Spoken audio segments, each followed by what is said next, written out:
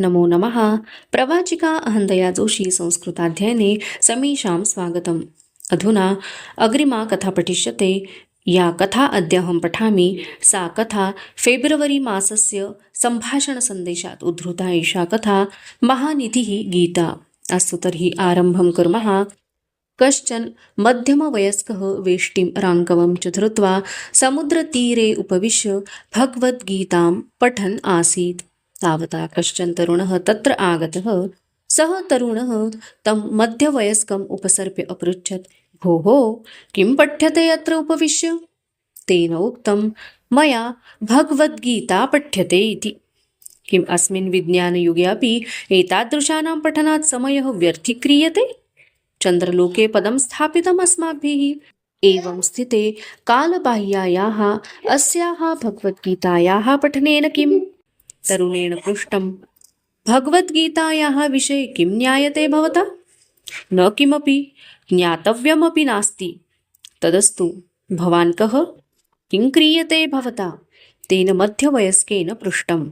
अहम् अस्मि विक्रमसाराभाई संशोधनसंस्थायां संशोधनकार्यरतः विज्ञानी।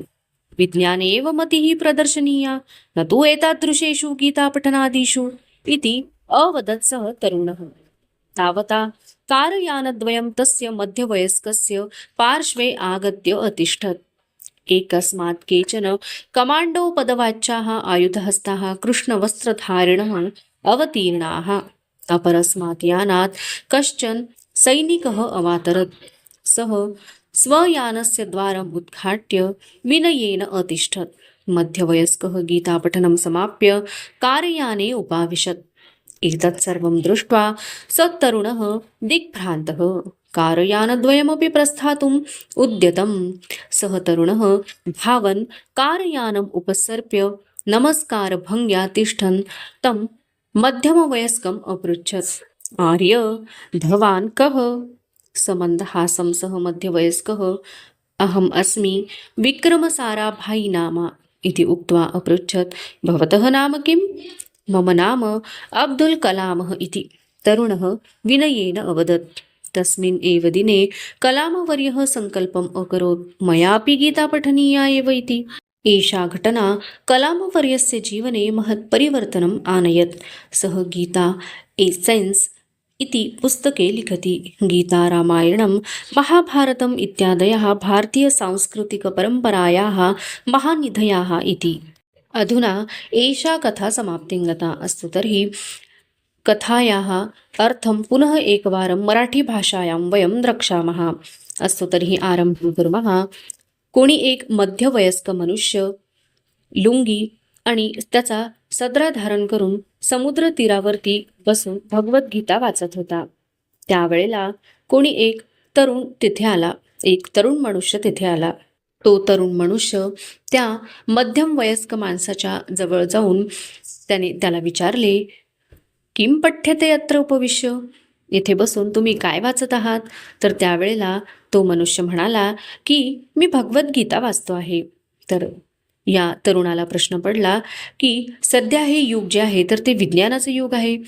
इथे बसून भगवद्गीता वाचून आपला वेळ का व्यर्थ दवडतो आहे? तर त्यावेळेला त्यांनी त्याला विचारलं की या विज्ञान युगामध्ये अशा प्रकारच्या पुस्तकं वाचण्यामध्ये तुम्ही तुमचा वेळ जो आहे तर तो व्यर्थ का वाया घालवत आहात? या जगामध्ये सध्या आपण चंद्रलोकावरती पाय ठेवलेला आहे आणि अशा प्रकारची आपली स्थिती असल्यावर या कालबाह्य भगवद्गीतेच्या वाचनाने असं काय साध्य होणार आहे? तर त्या तरुणाने त्यांना विचारले। तर त्यावेळेला त्या तरुणाला पुन्हा त्या मध्यम वयस्क माणसाने प्रश्न केला की भगवद्गीतेविषयी तुम्ही काय जाणता? न किमपी, मला तर काहीच माहीत नाही असं त्या तरुणाने उत्तर दिले। ज्ञातव्यमपि नास्ति, आणि मला जाणून सुद्धा घ्यायचं नाही आहे। त्यावेळेला ते मध्यम वयस्क म्हणाले की ठीक आहे, मग काही हरकत नाही। आणि मग त्यांनी त्यांचा परिचय त्यांना विचारला की भवान कह, आपण कोण आहात? किम क्रियते भवता, आणि आपण काय करत आहात? त्यावेळेला त्या तरुणाने उत्तर दिले की मी विक्रम साराभाई संशोधन संस्थेमध्ये एक सायंटिस्ट किंवा विज्ञानी, एक संशोधक म्हणून मी कार्यरत आहे। आणि केवळ विज्ञानामध्येच आपली बुद्धी दर्शवावी अशा प्रकारच्या गीता पठनामध्ये नाही, अशा प्रकारे तो तरुण म्हणाला. अशा प्रकारे त्या तरुण व्यक्तीचा आणि मध्यम वयस्क पुरुषाचा संवाद सुरू असताना त्यावेळेलाच 2 कार त्या मध्यम वयस्क व्यक्तीच्या बाजूला येऊन थांबल्या आणि एका कारमधून कमांडो जे होते, तर ज्यांनी शस्त्र धारण केलेले होते आणि काळ्या रंगाचे वस्त्र धारण केलेले होते असे व्यक्ती त्यातनं उतरले आणि दुसऱ्या कारमधून कोणी एक सैनिक उतरला आणि त्याने त्या कारचा दरवाजा अतिशय नम्रपणे विनयाने उघडला आणि तो जो मध्यम वयस्क व्यक्ती आहे, तर जो गीता पठन करत होता, तर त्याने त्या मध्यम वयस्क व्यक्तीने ते गीता पठन संपवून तो त्या गाडीमध्ये, त्या कारमध्ये तो बसला. हे सगळं पाहणारा जो तरुण होता, जो थोड्या वेळापूर्वी त्या मध्यम वयस्क माणसासोबत बोलला होता, तर तो अतिशय दिग्भ्रांत झाला की हा व्यक्ती तर गीता पठन करतो आहे आणि 2-2 कार, त्यातही कमांडो, त्यानंतर हे शस्त्रधारी सैनिक त्याला घेण्यासाठी कारमधनं आलेत. त्यामुळे तो थोडासा गोंधळला. त्यानंतर ते कारयान किंवा ती कार जेव्हा जाण्यासाठी निघाली, त्यावेळेला तो जो तरुण होता, तर तो त्या कारच्या जवळ गेला आणि नमस्काराच्या स्थितीमध्ये तो उभा राहिला आणि त्या मध्यम वयस्क माणसाला त्याने विचारले, आर्य भवान कह, हे भल्या माणसा किंवा हे आर्य, आपण कोण आहात?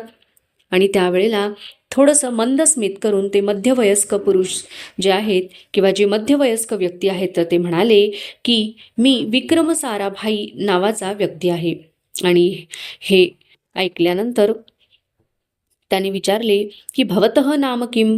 तर त्यावेळेला जो तरुण होता तेव्हा त्यांनी सांगितलं की माझं नाव अब्दुल कलाम असं आहे आणि ते सुद्धा त्यांनी खूप अतिशय विनयाने सांगितलं. तर त्यावेळेला जे कलाम महोदय होते, APJ अब्दुल कलाम, तुम्हाला सगळ्यांना माहीतच आहेत, तर हे भारताचे राष्ट्रपती होऊन गेलेले आहेत. तर त्यांनी त्यावेळेला एक संकल्प केला की आजपासनं मी भगवद्गीतेचा अध्ययन करेन, मया अपि गीता पठनीय एव, मी सुद्धा गीता वाचलीच पाहिजे असा संकल्प त्यांनी केला. ही जी घटना अब्दुल कलाम यांच्या जीवनामध्ये झाली, तर त्या घटनेने एक मोठं परिवर्तन त्यांच्या जीवनामध्ये आणलं आणि त्यांनी गीता एसेन्स हे जे पुस्तक आहे ते लिहिलं आणि त्यामध्ये त्यांनी विशेष असा उल्लेख केलेला की गीता, रामायण आणि महाभारत हे जे आहेत, तर ते भारतीय संस्कृती आणि परंपरेचे मोठे निधी म्हणजेच मोठे खजिने आहेत, तर त्या सगळ्यांचं वाचन अध्ययन आपण करायला पाहिजे. तर अशा प्रकारे या कथेचा साधारण अर्थ झाला. संस्कृत भाषायां मया कथा पठिता, अनन्तरं मराठी भाषायां अस्याः कथायाः अर्थं वयं दृष्टवन्तः.